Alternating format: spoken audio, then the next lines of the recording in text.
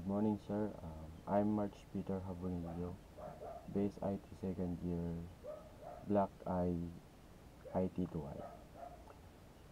Ang query ay parang tanong o request mo sa isang system app o database para kumuha ng specific na info. Halimbawa, kapag kapag nag-type ka sa Google ng anong weather ngayon sa Manila, yun yung query, kung anong weather ngayon sa Manila.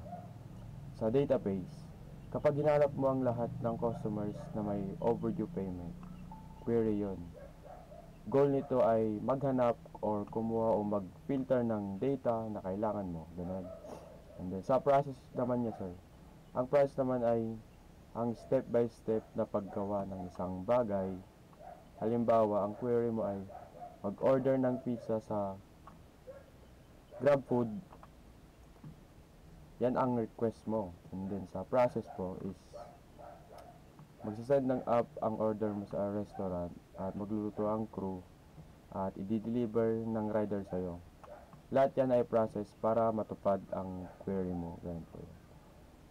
And then, ang query po ay kung saan may murang hotel sa Baguio, yan ang tanong mo sa Google or sa website po.